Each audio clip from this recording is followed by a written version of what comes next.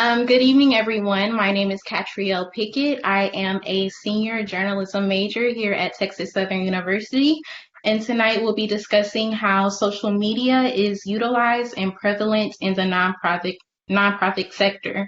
Tonight, joining us, we have Dr. Zantel Nichols, who is an associate professor here at Texas Southern University of the School of Communication. We also have a host of alumni with us. Kelly Moran, who is currently a media strategist with Gulf Coast Regional Blood Center, Joshua Burrell, a producer for Living Water Christian Cathedral, and Brian McCoy, who is a digital strategy program manager for Metropolitan Washington, D.C. Airport. So tonight, we're just going to go ahead and lead with the first question. So what led you all to apply to the current position you're in at this point in your career? Whoever would like to answer first. Well, I'll start. Can everybody hear me? Yes. Okay, great. Yes, so while at TSU, uh, uh, I was attending Living Water Purpose Destiny Church. So the name has changed now. And that was my church home. And so while at TSU, uh, I first learned my skills for media production at TSU. And then that's where I began to use it. And so that's where that all began for me. Just kind of short and sweet for me. Hi, everyone. Can you hear me? Yes. Okay, so everybody, my name is Kelly Moran. I am a media specialist at Gulf Coast Regional Blood Center. I received a degree from Texas Southern University in journalism and public relations, and I really went into my position and into this role and using what I learned at TSU was especially really prevalent in what I was doing because what TSU and the classes taught me in PR was everything regarding around social media and media. So when I went into this role and I thought about going through school and what I was learning and what I was adapting to, I'm using all that now in this role and going into social media. Because if you think about it, everybody, we all have our phones. And you can use those phones and that talent to really manifest into your career in social media marketing, especially media, incorporating all those things. So that kind of dives into where I am now and why I got into it and how I landed the positions. Would anyone else like to answer? Well, I'm Brian McCoy. Can you all hear me? See me? Yes. All right. You guys have taken my blue jeans virginity today. So I applied for a lot of different positions after I graduated from graduate school at Texas Southern. I really applied for my current position where I do head the digital strategy department for the nation's airports here in DC, so IAD and DCA airports, as well as my role at the NAACP as the head of the digital program there, primarily because I started with nonprofit experience while I was in Houston and in grad school. So I worked with United Way. And before then, I had a lot of television experience as well. But due to the industry changing, so a lot of our television folks and radio broadcasting people, we kind of moved towards, the digital media area and not really that, traditional broadcasting area. And so I was in school during that period where a lot of folks in communications was transitioning to digital. And so I got a job with United Way, Baytown, where I served as like a communications fellow. And that's where I really got my hands really dirty in social media management. And from there, that's where I really started a career focused on digital media. And so that's pretty much why I applied for positions in nonprofits. Okay.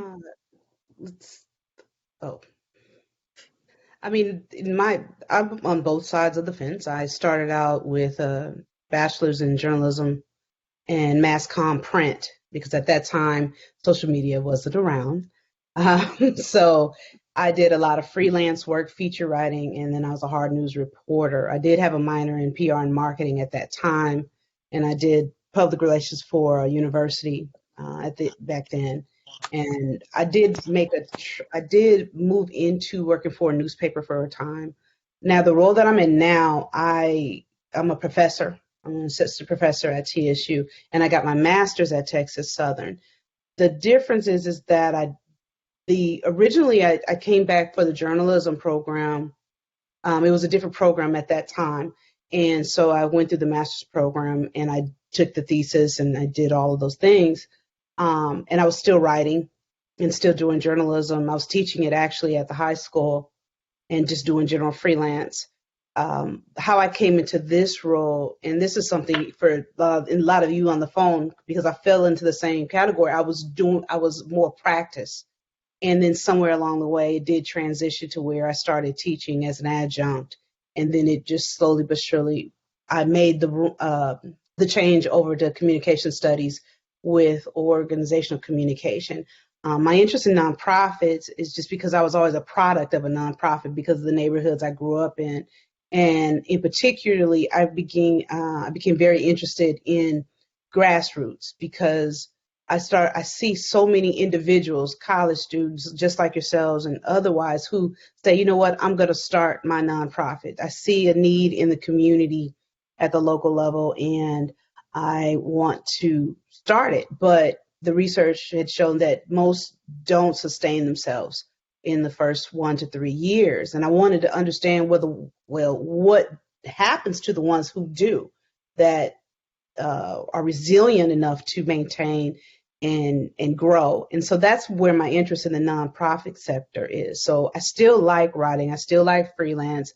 I think and we'll get into the questions once she gets into that. I think that I come from the side of the nonprofit where social media didn't exist, especially for grassroots organizations. And now they are really doing their best to try and bridge this piece. They want to be in the communities and try and better understand how do I do that and manage the changing technology within social media. And that's where I think where I'm starting to pay a lot more attention to.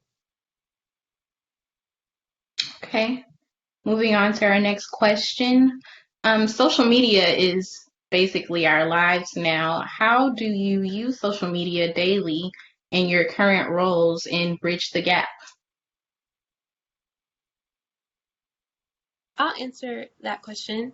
So, working at a nonprofit and with doing social media there's a unique part of it for doing social media for a not for profit. So, a nonprofit, you get to tell a story. So, with doing social media in the day-to-day life, you get to capture the essence and the mission of a nonprofit. So what I do in my role currently with doing social media management, at Gulf Coast Regional Blood Center, just to give everybody a little background, it is a nonprofit where you go and you donate blood and it's volunteers and you save lives and it's a benefit of the community. So when you're doing social media day to day, what I think about is, even on my own social media, how can I build into a social media schedule how to capture what this nonprofit does in a community?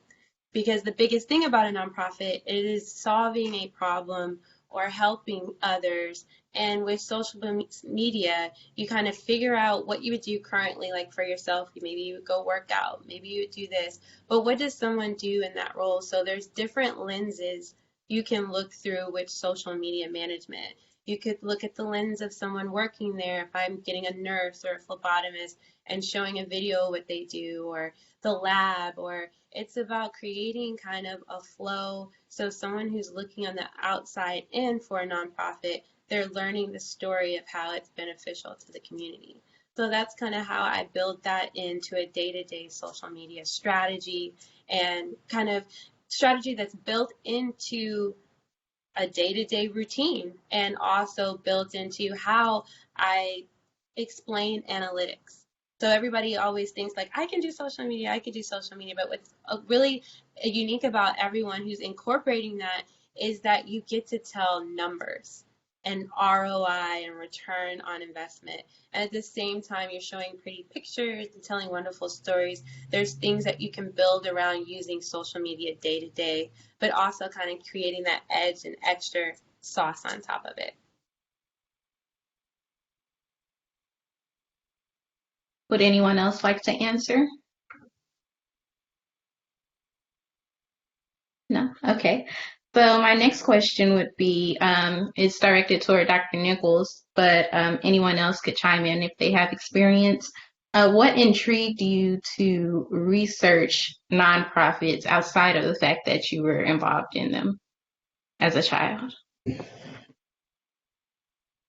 I think part of the reason why I became inspired by it is because number one, I've always worked either at high schools or in institutions that served oftentimes marginalized communities or underserved communities where there was a great need. Oftentimes there are social issues especially some urban areas and other areas as well, where it takes the local community to say, we're going to attack this ourselves. And I began to, be intrigued by how individuals, oftentimes with no background except the passion. And that was the key. They had the passion to want to do it. And I wanted to understand, how do you provide service, number one, to oftentimes people who don't show the gratitude for it, especially if they're dealing with, say, for example, in a lot of communities, you'll have recidivism. You'll have wanting to assist individuals who are either just released from the prison system. They're trying to enter back in as citizens into the system. You're trying to unite mothers with their children. You have the homelessness. You also have the addiction to drugs. You have different types of social issues that we find that it's often concentrated in certain areas, right?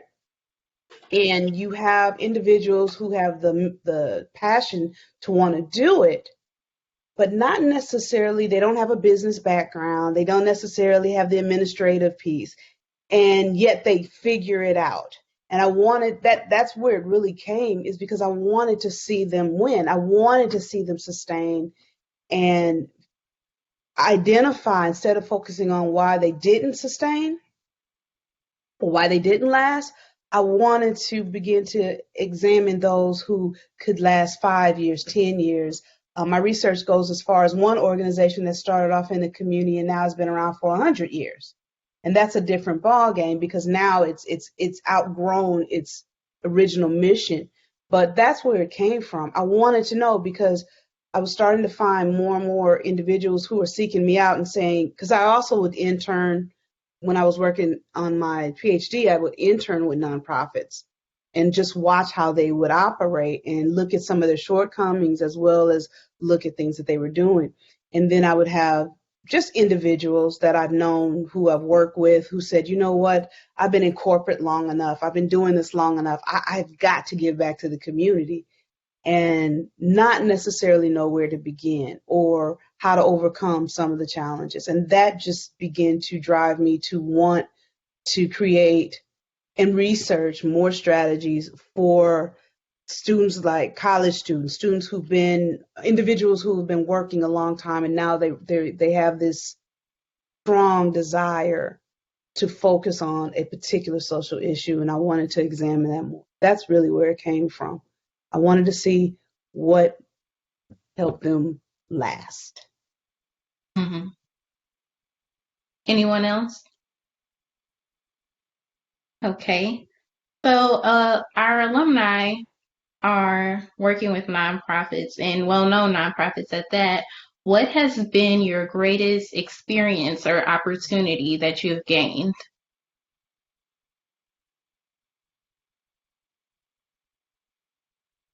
I'll chime in. So one thing I started working at a nonprofit is, I know this may sound crazy, but I think as social media people, we are kind of, creative in a really new and innovative way.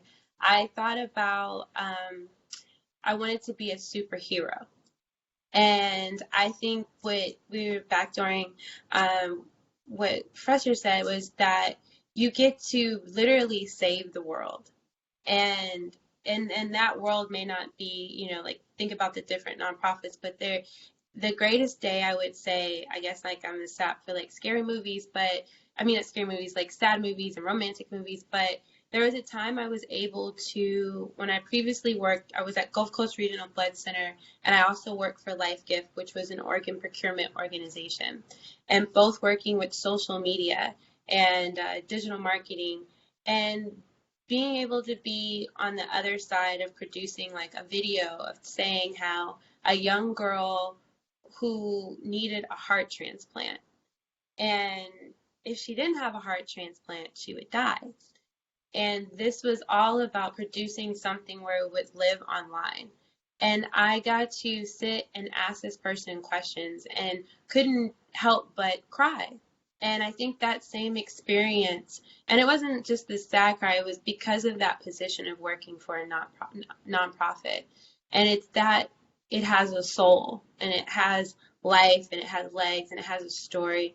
And it is in our point as social media managers, we get to tell that story and package it in a way where it won't go on TV, or it won't go, it'll go right to somebody's hand, right to their pocket, right accessible. What we all do right now, what we're doing now. And it's incredible to be on the other side of that, to produce and tell that story and write that copy and put it online. So I would say that was the best time of working, because I got attached to being something greater than that was myself. And I think for me, I think my experience, this was at NAACP, is really around the 50th anniversary of the Selma to Montgomery March. And so I managed the social media channels for the National Office of the NAACP for that event. And I think one of the best moments was when, like when you're a part of like organizations like that, you get like all the good seats to everything. And so like we have front row seats to like see President Obama give his speech in front of the Edmund Pettus Bridge in Selma. And so I was able to live tweet that event for NAACP. And so being a part of history is something that you can do when you're a part of a nonprofit. As well, I remember like with Ferguson, with the Michael Brown shooting, one of the things that we were able to do was travel to Ferguson before, the protests really kicked off. And so we met with the activists on the ground, as well as met with Harry Belafonte, who put together a large group of activists at a hotel to really work on a strategy and on a plan for how we would handle the Ferguson situation. And so being a social media manager during that time, I got a lot of behind the scenes access to a lot of the main activists, as well as some of the celebrities that were tied to the Ferguson campaign. And so I just think that if people are interested in working for a nonprofit, social media is a way to get in if you do have that communications experience. And it's a way to also build your network, because I met so many different activists that work for other nonprofit organizations. I was able to carry that network with me after I left the organization. So.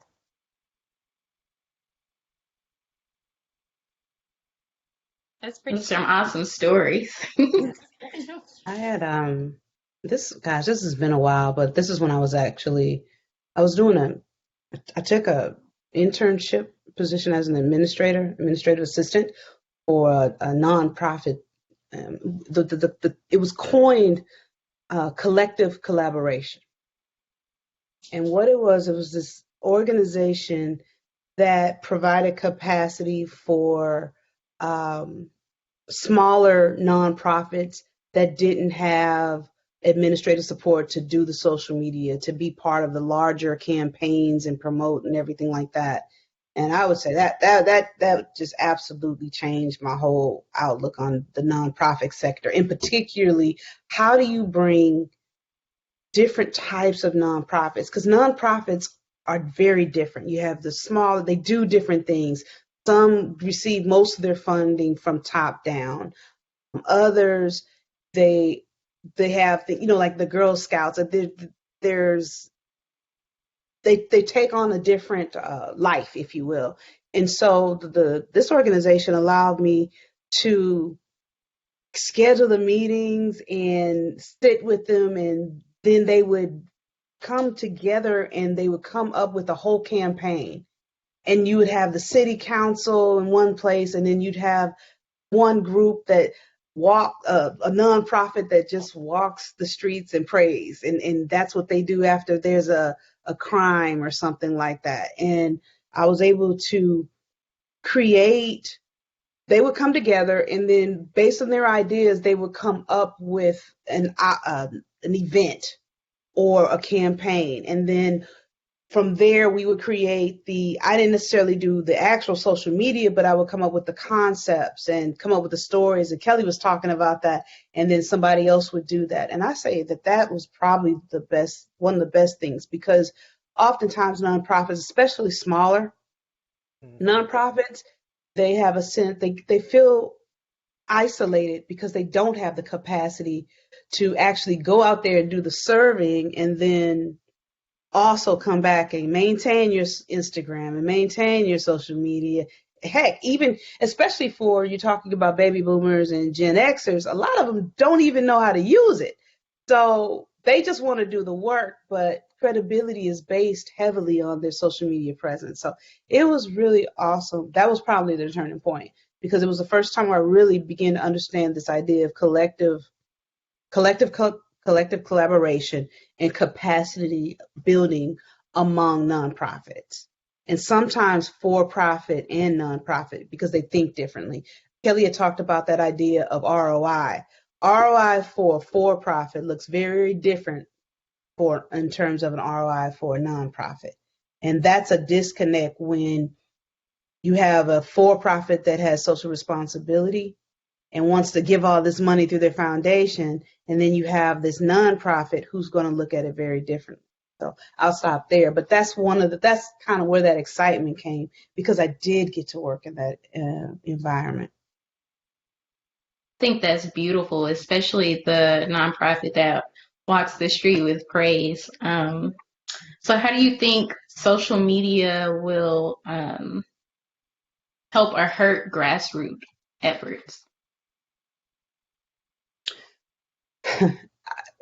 I think it will definitely help grassroots organizations, because number one, I think she used the phrase, it has legs, it has life, and you can put the story right there in their hand.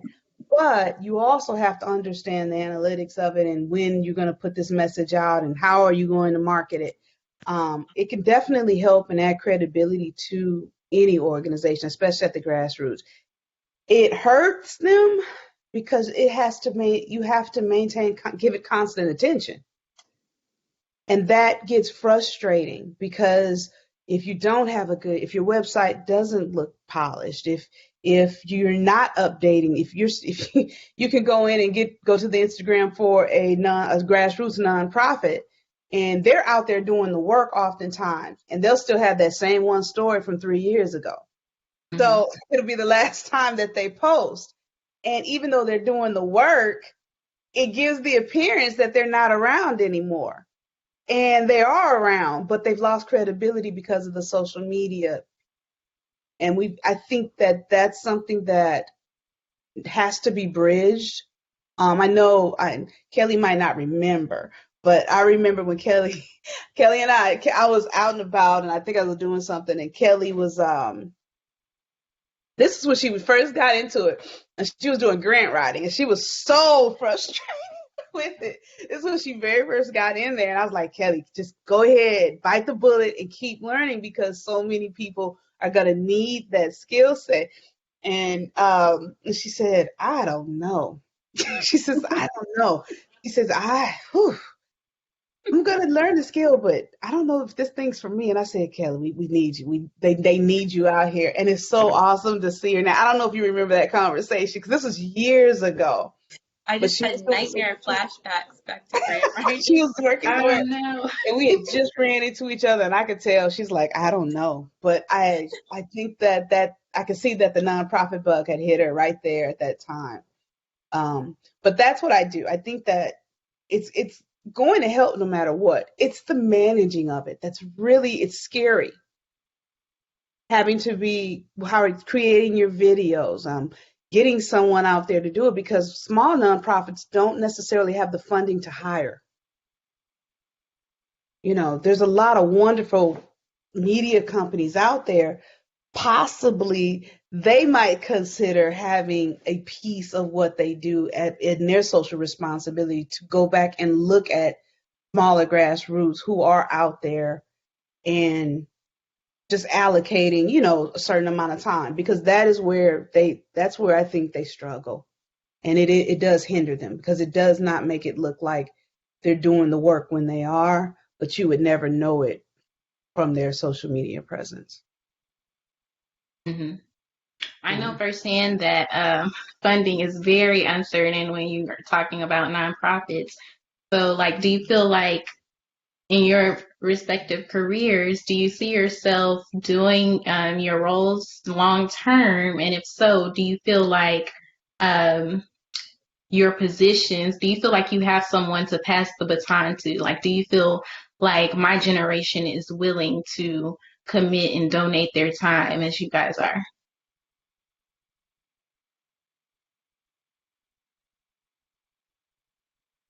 I would say with nonprofit, you have to just what we were saying with the grant writing, you're gonna have to go in and you're gonna learn to wear a lot of different hats. And all those hats are gonna be so, which I've noticed when I've been reading lately with social media, is that it's now become the HR, the marketing, it's also customer service. So what I think is that is learning all the different hats and embracing that. But also at the same time, I do see myself staying and growing, but you can't, once you become good at all these different components, there's nothing to do but grow.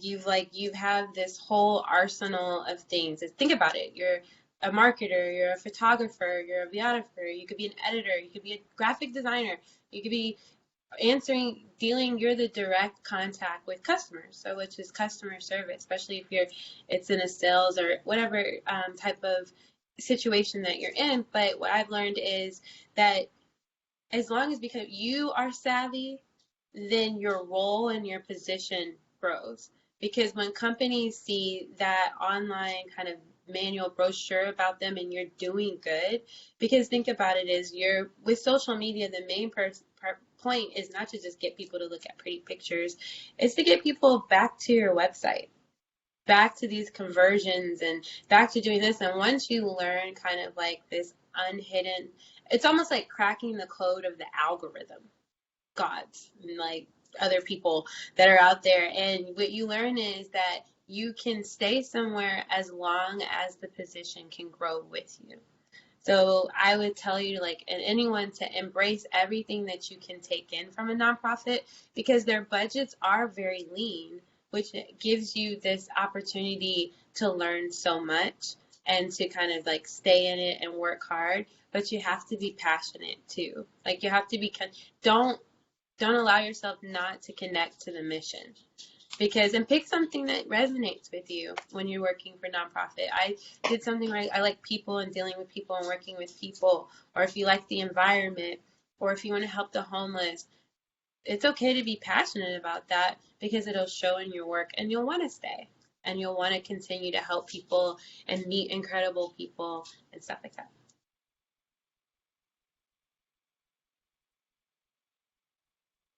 Would anyone else like to chime in?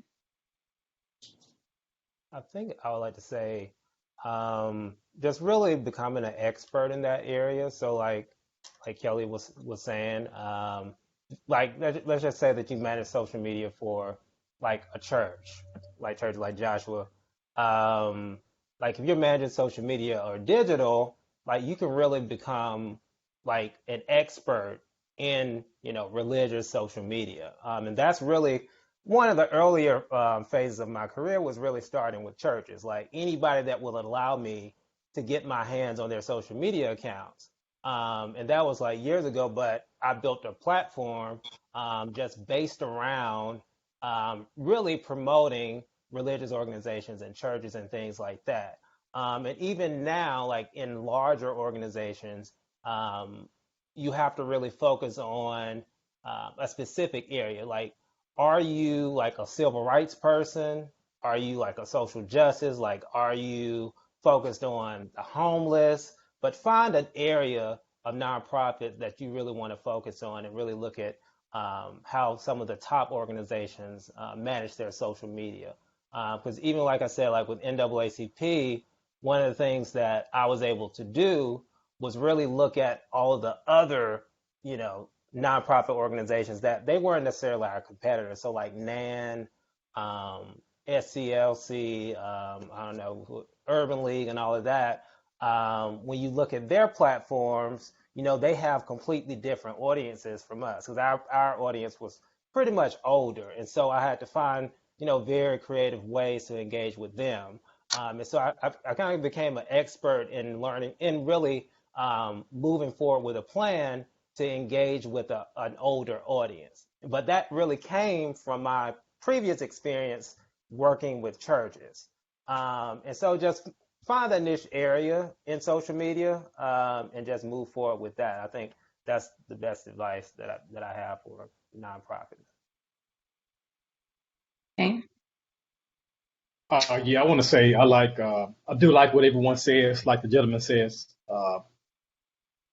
They've been saying finding your niche, and whatever you like to do, you will definitely uh, stick to it, and that's been my niche since TSU, and uh, from our social media page, I have seen growth and comments, and I also have some other people that work along with me. But it's all about finding what you like, and then you enjoy what you do. So it's all about finding your niche. And that's what I say about that. Okay. Dr. Nichols, according to your research, what do you think maintains nonprofits the best?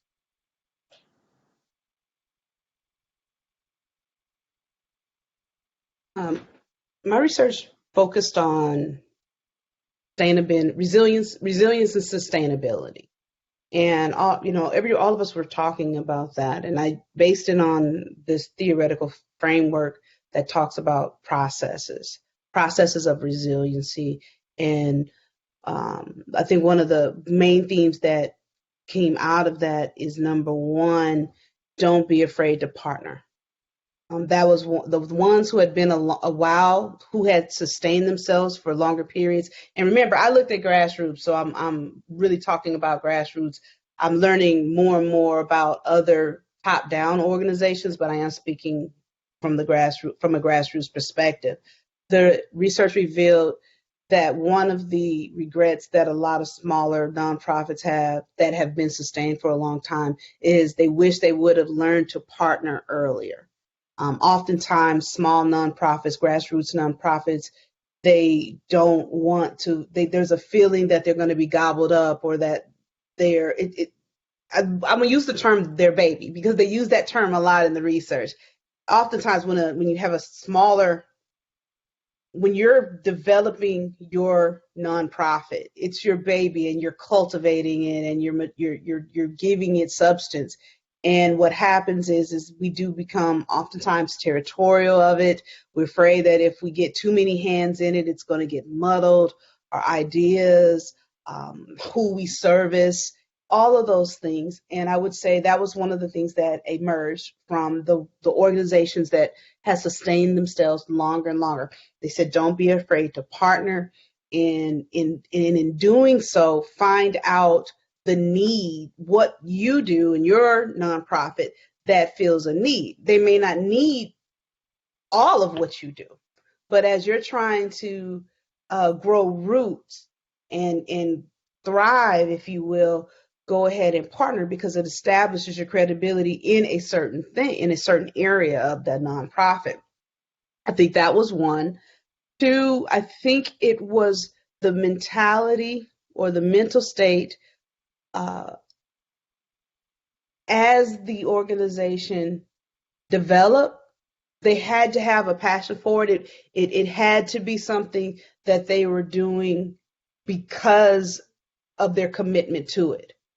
Because a lot of the organizations, say some of the organizations I had interviewed, one was a very small organization. She was out of Houston, and she only dealt with women who were reentering society and trying to basically help them obtain their dignity again. And I'll use her as an example because one of the things that she did was she took a very Afrocentric approach. Several of the organizations took a very Afrocentric approach to helping them gain confidence and self-concept. And she said that that was needed because they didn't know who they were and what was their place and how they fit in.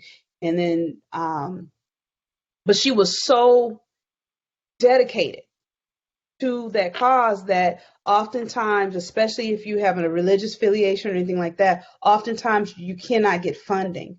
So it was a lot of it had to deal with just maintaining the commitment and constantly maintaining that state of mind in doing so. So I think those were two major things. The other thing is sustainability, and this is something that emerged was, and this is where I think as far as our newer students who are coming out of college have been in it now for the last 5 years or so, and you three right now, and I'd love to get your feedback on this. Something that emerged out of my research was this concept called founder syndrome, and that's something I want to look more into. But what founder syndrome means is that the organization has sustained itself to a point where it has matured into a life of its own, and it has outgrown its original mission and in the way that the organization was structured.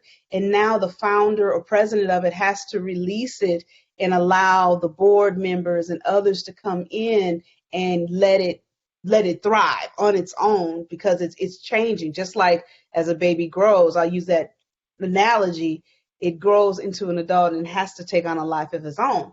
But oftentimes the parent, in this case, the founder, is so afraid of the direction that it's going in that they don't allow it to flourish and grow into something else, whether it's technology, the way that it's being promoted. And it oftentimes, I would say the phrasing in the research, I think, what did she say? It stifles its growth. And if they're not careful, it will it'll stagnate the organization. And that's something I want to look more into, especially when you're talking about social media and being able to allow, especially you all, to come in and say, hey, we need to go a different direction. We need to do some things in this way or that way. But the founder or the president is like, wait a minute, that's not what I started off with. Do you mind, Katria, if I ask that question of them? No, go ahead. Have you felt that in how you're doing things at all? Is there some warrant to that? I think just in friendship circles and some of my colleagues, like they have experience with that, especially because I live in the DC area. And so we're like a city of nonprofits and associations and all of that. So you know somebody that works for a nonprofit if you go walk out of the door or manage a nonprofit. Or you may see the CEO of a nonprofit. But I think that's a huge issue because like when you do come in as like a digital manager, you have all these ideas like, okay, I learned all this stuff in school. Now we're using TikTok, and now we have Reels on Instagram. And so you try to introduce all these new platforms that may not necessarily align with the audience. And so you kind of get ahead um, of the organization and who they're trying to target. And so you may have some issues with that. And so I'm seeing that with a lot of nonprofits. I'm also seeing that, like a lot of our founders and CEOs, they look at social media as kind of like a bulletin board where you just post stuff. It's kind of like, okay, well, post this on Facebook, so we're going to get 50 people to this event just because it was posted on Facebook. But they don't understand is that with a nonprofit or advocacy organization, you have to have that organizing group, on the ground, actually going out, and partnering with other organizations, building email lists that may have nothing to do with social media. And so they don't really understand that. And so I think our job now, especially those coming out of college or about to graduate, is really understanding how to educate people about what we do. And I think that that's one of the major parts of our jobs, other than, creating content and strategy and things like that, is really educating. Because if they don't understand the platforms and how to actually reach their audience, they'll start pushing you in a direction that makes no sense to you, and you'll start even pushing them, in a direction that makes no sense for the audience that they're trying to target. So I just think that education is really key to being successful with addressing that founders issue.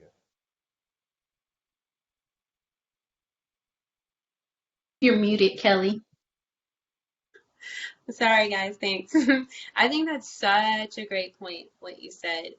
Education and letting people understand and to understand what's behind the scenes of what you're doing. So, and telling them and educating them on what you're actually doing. I would say another one about kind of the founder syndrome is support.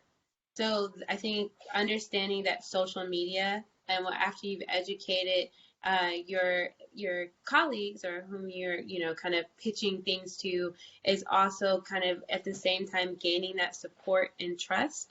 So what they're thinking is worst case scenarios, but with letting them know when you have that consistency with everything, and education is really giving that support, understanding that you do need support from a budget, even if they may be like, oh my gosh, and once you understand, let someone understand how Facebook works and how TikTok works and the benefit of ads and how it's kind of evolving, and then educating yourself as well.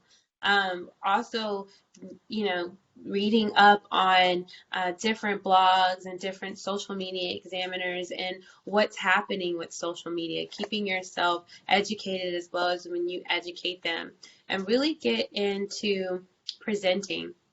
Don't be afraid to, just like you're building this trust, you're pitching them these ideas that are new, they're innovative, they're putting each company in the forefront. And there's something once you post, as we all know, once you post, if someone takes a screenshot or if it's wrong, the social media manager has one of the most forward-facing jobs of any company. Nobody gets to go to the CFO's office and see if they messed up on accounting or didn't, write a number somewhere. If you post something out there, and once you build that trust and they know, like, they never have to come to you, you know what not to post, what is a good angle, you're looking at things, because in personal, you kind of have that, freedom.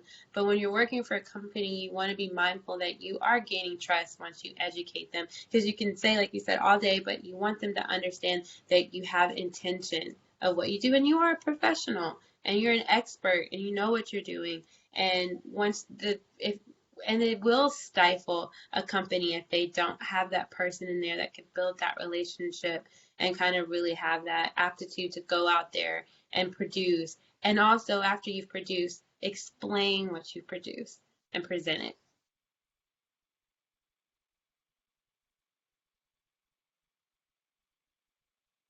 I would All say, right. I would say if, I'll go ahead, sorry. No, go ahead. Now, real quick, I'm just going to say if Ms. Nichols, she was saying change is going to be introduced. If a change is going to be introduced, I would say just always stay with the um, the general idea of the whole program. You know, if you do this, but stick with the main idea and the main theme. Even though it's around a change, you will still be um, having the same effect. But you don't throw the main reason you thought the whole program away. You just don't throw that away, but you keep you have change, but you have the same idea. You're going towards the same purpose, but you're just doing things a little differently. So that's how I feel about that. Thank you. So we're going to go into our questions from the audience. We have any? And then we're going to go into our trivia.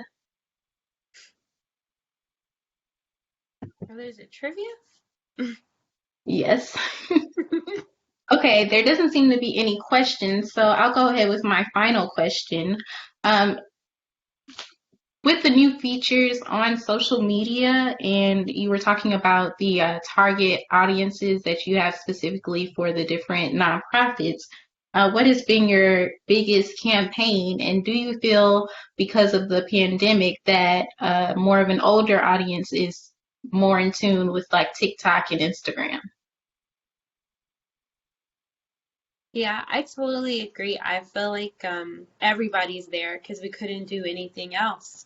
We were all stuck home with nowhere to go. So I think that's where everyone saw this surge into all apps. I think people migrated from Facebook over to Instagram. I would call it, maybe we can call it the 2020, the big migration onto all apps. And it didn't matter. I know at TikToks, which I love to see. TikTok has now become one of my favorite social media apps. I think it sucks all my time out of my day. We all need to be worried. But so with TikTok, I think it's so authentic. I really like it. It kind of gives you, it has the evolution of apps. I also like Clubhouse. I don't know if a lot of people have been on that one, but Clubhouse has been a really interesting kind of interactive podcast. So, and I would encourage a lot of people to go onto that too, because they do a lot of different rooms about social media marketing, and you could do a lot of really good networking on there because there's a lot of big time different CEOs or digital, director of marketing for different companies and stuff. So I would get on there, and I think, yeah, so everyone's migrating onto social. They're finding their way, and you have to go out there. And as a social media person, marketer, digital manager, you have to go onto the apps. Don't be afraid not to use them. At first, I was apprehensive with TikTok, but I would encourage you to learn everything that's out there because everybody's understanding that in a world that's always changing, there is a new need, there is a new way to make money, and once you start now early, interning, that's what I did. Worked all the different jobs, and no job is beneath you because everything you can do is what you can learn, and you network and you make a name for yourself and go where the migration is going. Thank you. So we have a couple of questions from our audience. The first one is, do you feel that there is an overrepresentation of nonprofits since it is so easy to start one?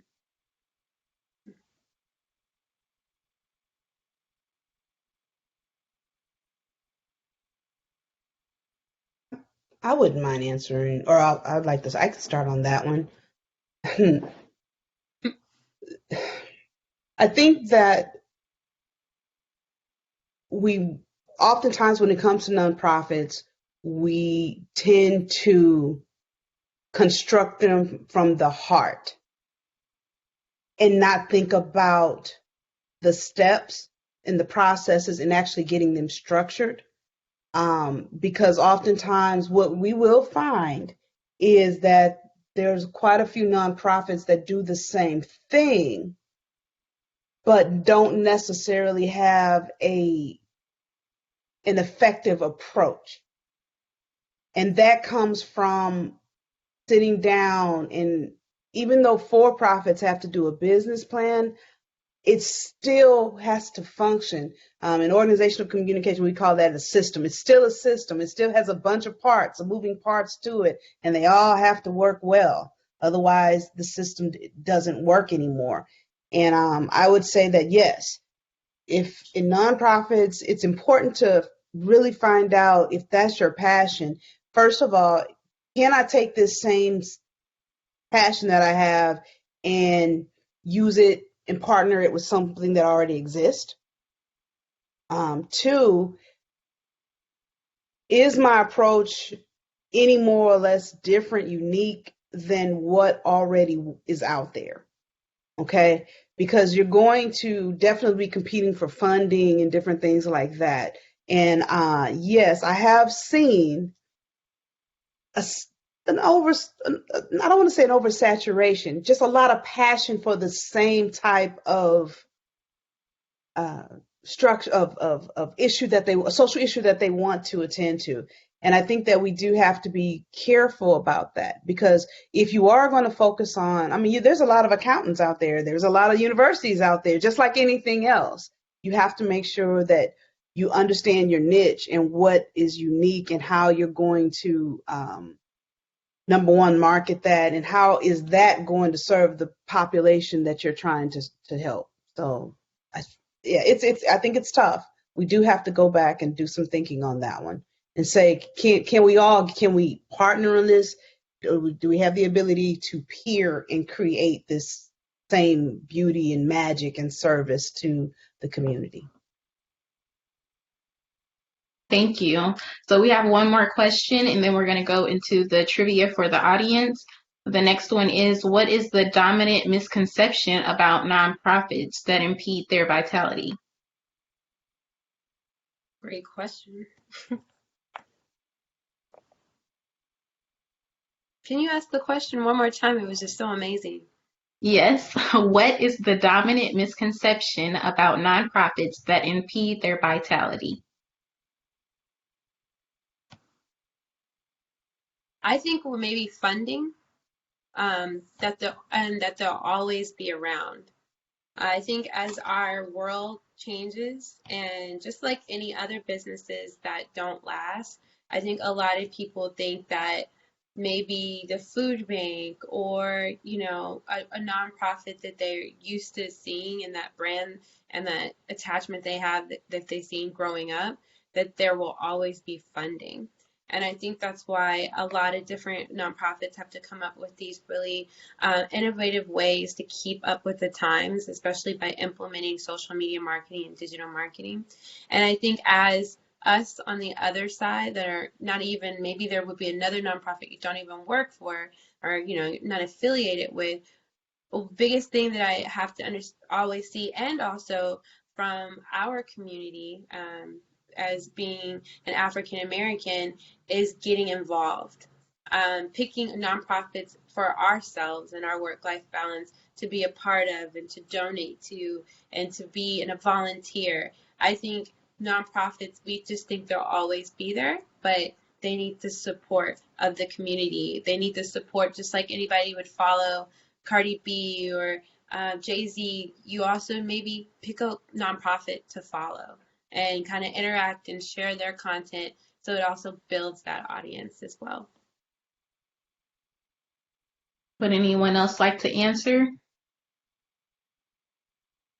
Alrighty, so we're gonna move on to our trivia question. Audience members, please drop the answer in the comment section. The question is, which social media network does not allow you to post photos via desktop computer? Do, do, do, do. Da, da, da, da. I see you all must really be thinking about it.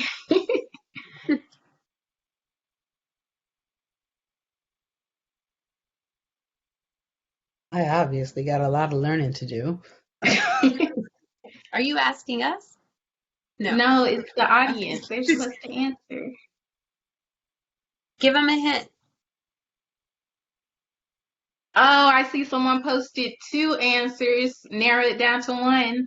Okay, so guest, if you would please drop your email so we can send you your Amazon gift card. You are the winner, whoever guest is. I'm sorry, Mr. Howard, you were too late. The answer. What's the answer again? Yeah, what is the answer? It's Instagram. You cannot drop a desktop photo. Is that what you're saying? Is that what you said? No, you can't upload photos from your desktop. You can only do it via the app. Okay. So you have to put the photo in the. Is that what you're saying? Yes. Okay. All right, Mr. Dion Davis. Awesome. It looks like we have a winner. Thank you so much for your awesome panel.